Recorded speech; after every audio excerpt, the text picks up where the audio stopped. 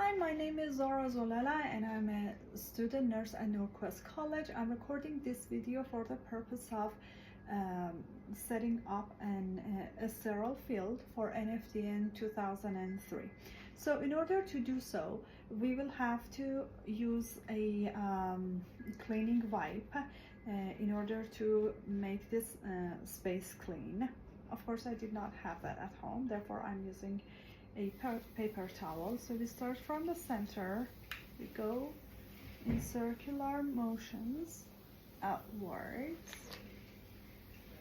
okay, and then we dispose it. The next step would be to use a hand sanitizer, an alcohol-based hand sanitizer, to sanitize my hands. We are not going to lean over our surface, so we will be careful not to pour or splash any alcohol on the surface. So I'm gonna step away from my area to sanitize my hands. I make sure that they are fully dry. So in order to set up a sterile area, we will be using 0.9% sodium chloride solution, a 2x2 gauze, and our sterile tray, dressing tray, which I have already opened in order to practice, so I'm just going to verbalize it. Inside this tray, we will see a garbage bag, a clip to for that garbage bag. Our tray, 3 forceps, one we will be using in order to get out everything from the box. Also we will have a towel and 6 sponges. So we use the banana peel technique in order to peel it open, and then we place the tray on our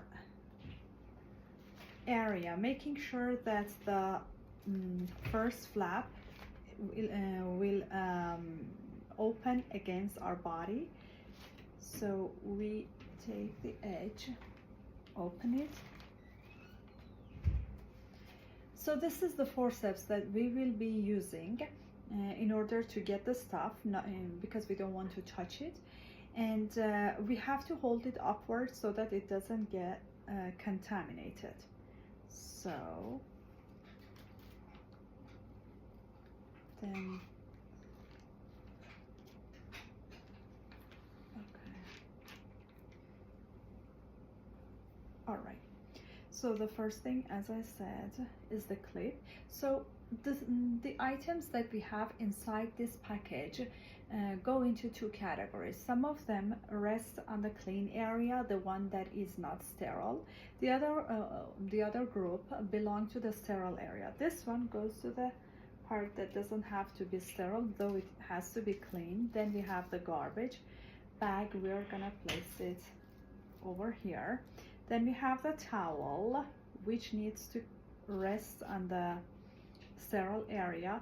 Then we have the 2 forceps. So our forceps need to partly rest on the clean, and mostly they will rest on the sterile area. So the part that will be touched with our hands can rest on the clean area or on the borders of the sterile area. Okay, and then we have the sponges that we will have to separate and set aside on the sterile area. We make sure that we do not come in contact with the sterile area because we don't want to contaminate it.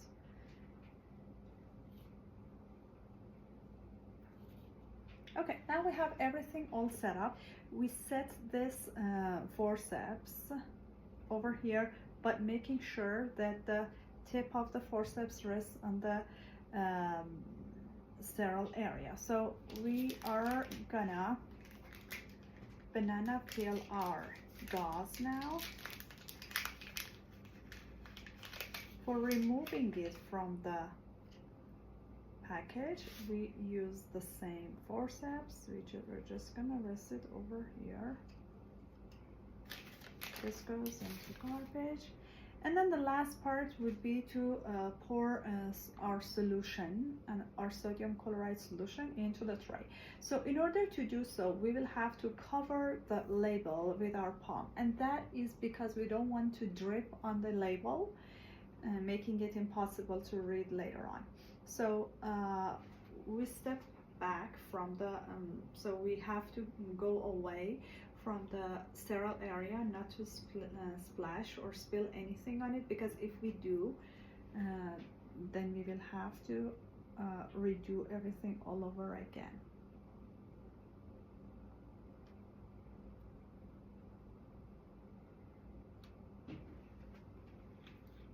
So we put the cap back on, goes on the clean area, and then the